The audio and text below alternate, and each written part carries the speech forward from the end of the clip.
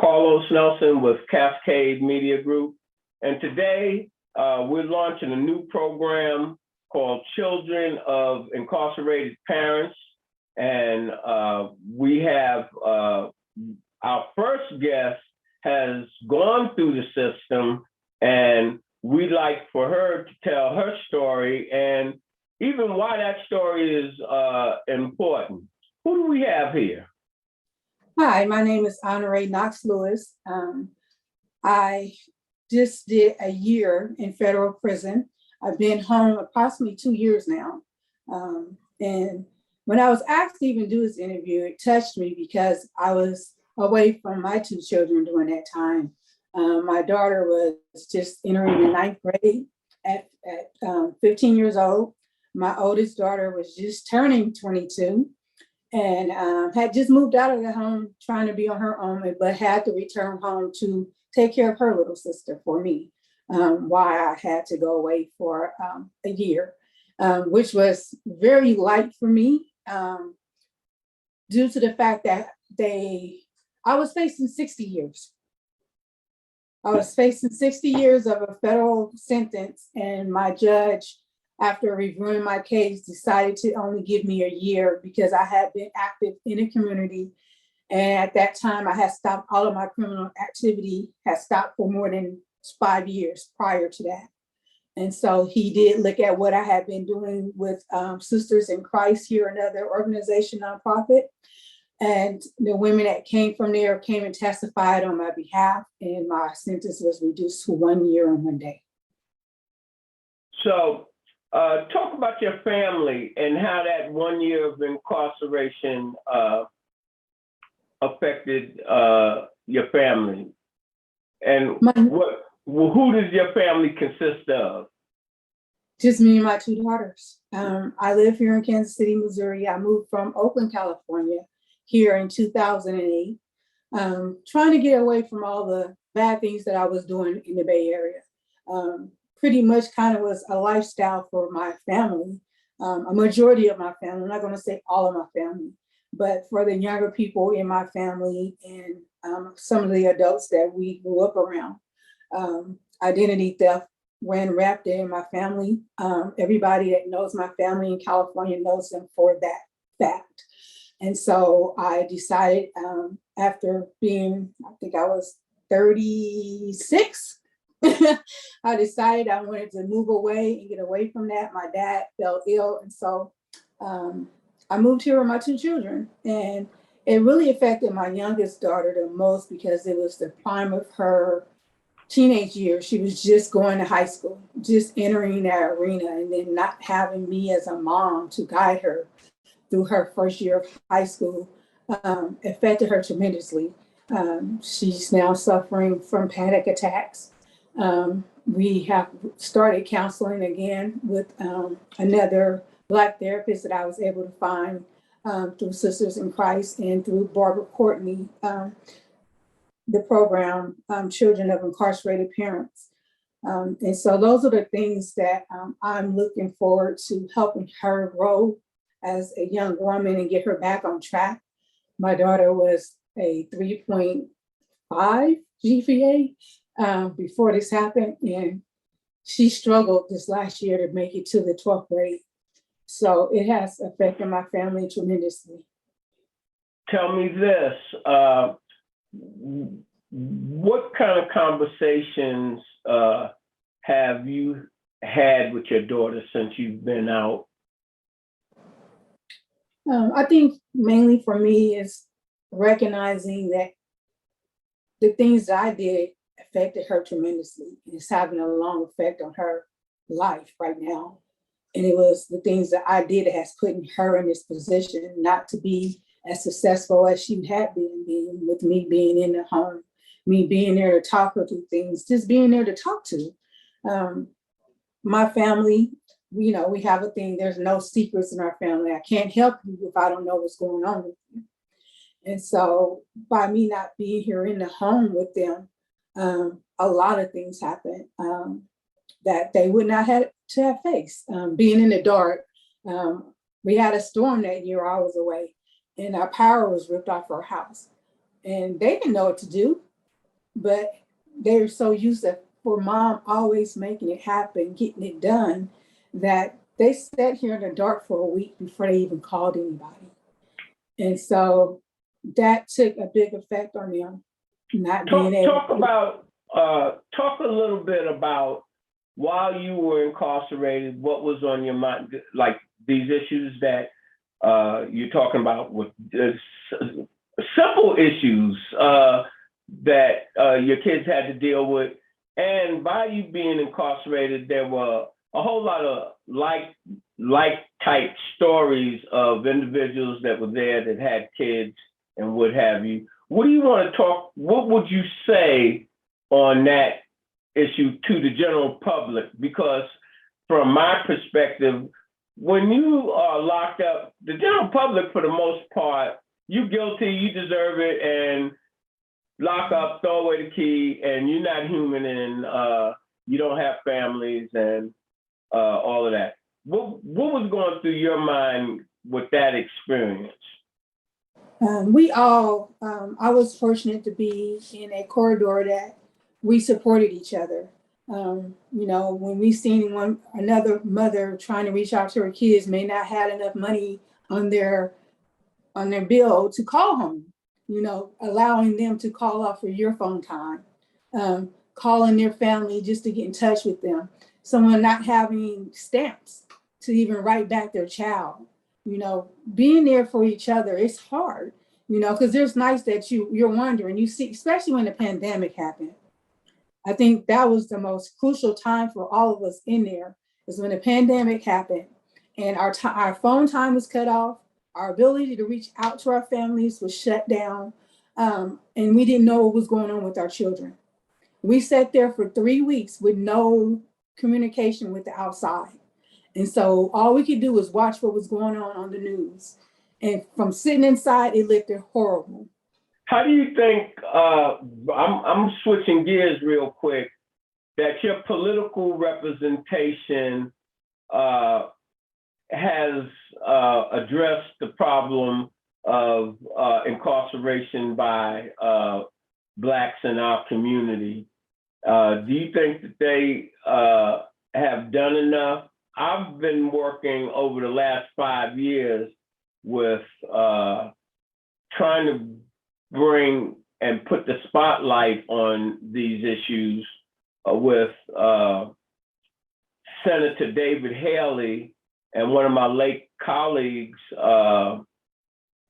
Alvin Sykes, who brought the light on the Chicago case.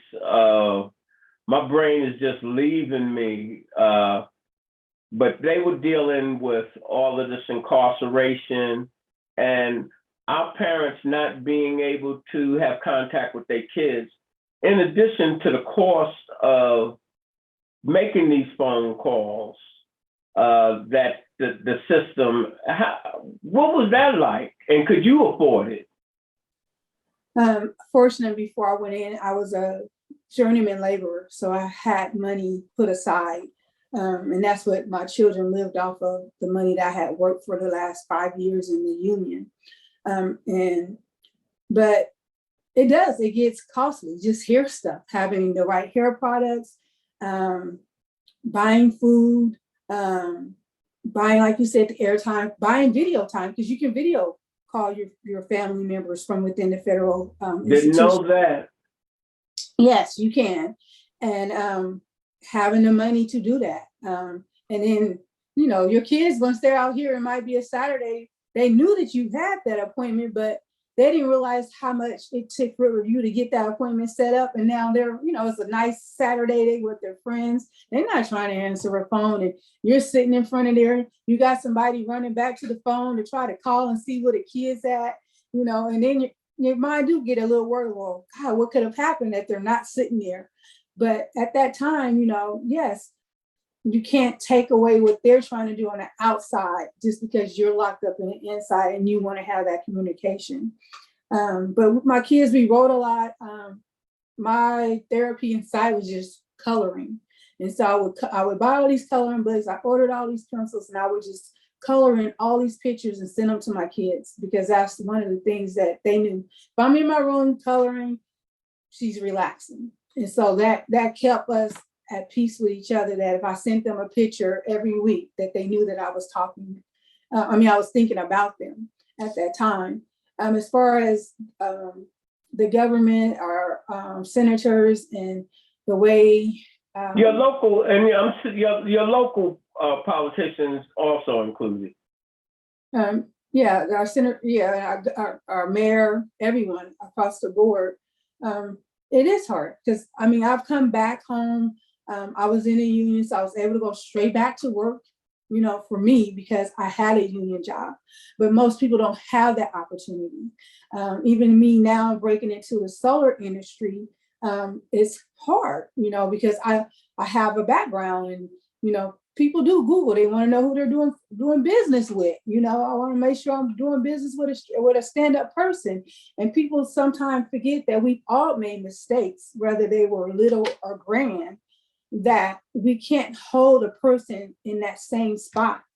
I'm not the person I was 5 years ago, nor 10 years ago, and nearly 20 years ago. Possibly even yesterday. Exactly. Because on my shows, I think I told you off camera when I first met you, I deal with congressmen, city council, mayors, and all of them. I tell them I'm a gangster posing as a businessman, because coming out of the conditions that I came out of, and when I started my company, I was like, you working with kids and you doing this and that, they'll be on you and this and that. And I was like, I will refuse to let my past dictate my future. Exactly. And that's hard when you have been locked up and the system has, if you have any kind of record, they don't want to let you have housing. They don't want to let you have a lot of ordinary things that citizens can ascertain. And on top of that, if you don't have a record, if you crispy clean and you Black, the opportunities are not there for across the board. So when you come out, I know it's a struggle. Yeah, and like I said, I'm one of the fortunate. I own my house, which I bought in 2012. And coming from California, just to even buy this house for $7,000, I was just like, this, it can't be standing. It can't be a real house. But when I got in here and we got working on it, here I am sitting in 2022.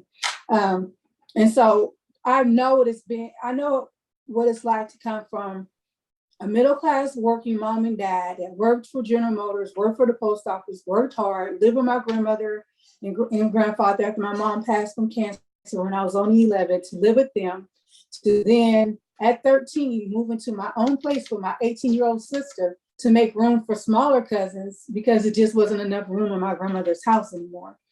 And even then, friends be like, what you doing today? I'm going to school. What you mean what I'm doing today? I enjoy learning, and education has gotten me to where I am now. And so I had a point in my life where I was married and I fell under domestic violence and it knocked me down. And so I've been at a bottom, at that point, at that pit, and having to bring myself back up and moving around and getting myself back together. And now I sit here today knowing that I've seen what it's like to be okay. I know what it's like to have things happen to me. I've met people along the way. And now I want to be able to give back to those that think that, oh, this happened to me and I can't make it happen. It won't work for me. They're not going to give me a job. They're not going to see me for who I am. You're going to knock on 100 doors before 2 of them open. And you cannot give up. You just can't give up. It's not even an option. You can't give up. So right now, how have you been able to gel with your daughters coming back, that separation and what have you? What has that been like? It's been hard. It's been hard because I have to take the blame for some of the things that they would not have had to experience had I been home. Have you experienced any sorry for cutting you off. I shouldn't. No. But have you experienced any resentment? Yes. Yes. Natural. And I think it's natural. And I think it's built some resentment between them two as sisters too, because she didn't have no, my oldest didn't have no kids, don't have a desire to have kids. And here she had to take care of her little sister for a year. And that's not my mama. You can't tell me what to really do. So it's resentment that's built between them and me. And that's why I said the other thing that we don't do a lot in our community is counseling. But we are going through counseling because it's the only way that we can sit down and be able to hear each other out and get to the root of what's going on. How do you really feel so that we can move on as a family? So how are you moving forward with your life? As I talked to you off camera before, wanting to start a couple of programs that I think that would benefit our community as far as getting our youth trained in solar energy, getting the knowledge about solar out to the Black community, and just being there. Like I volunteer with, like I said, Sister in Christ, working with Barbara Courtney now with the Children of Incarcerated Parents, working more with her nonprofit also, just giving back where I can, so that other people know that it's a possibility to move forward. All right, in closing, what would you have to say? Audience, I want to let you know, we're going to be bringing her daughters on this upcoming week, so that they can give you a glimpse of what they were going through while mom was incarcerated. And I think that's going to be a very interesting conversation. So back to you. How would you close out this, and what would you say to our community? That, first of all, parents have to understand that there's nothing wrong with apologizing to your children.